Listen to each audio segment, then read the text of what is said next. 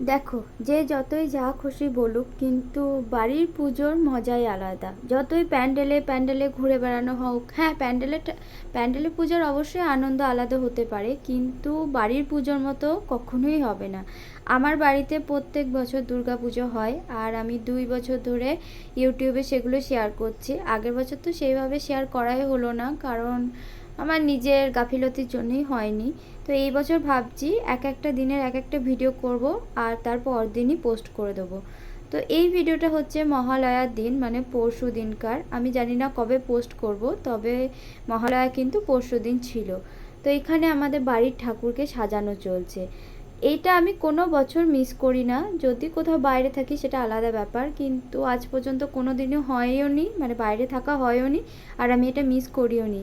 পুরো রাত জেগে জেগে, আগে তো আরও বেশি আনন্দ হতো, এখন তাও তাড়াতাড়ি সাজিয়ে দিয়ে চলে যায়, আগে আরও রাত হতো, সাথে আমাদের আরও অনেক রকম কাজ থাকতো। এখন তো সেরকম কিছুই নেই, আগের মিস্ত্রিটাও এখন আর নেই, আর এখন সব নতুন নতুন মিস্ত্রির সাথে আরও অনেকগুলো মিস্ত্রি নিয়ে আসে। তো সেই ব্যাপার আলাদা, সে আগেকার কথা না বলা, মানে না বলাই ভালো।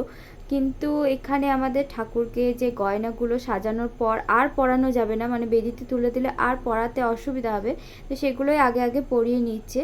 আর এইগুলো মানে ভিডিও থেকে বেশি মেমোরি, মানে এগুলো মেমোরিতে ক্যাপচার হয়ে থাকবে। তাছাড়া মানে যখনই মন হবে তখনই ইউটিউব খুলে দেখা যাবে যে কি কি হয়েছিল, কিভাবে সাজানো হয়েছিল।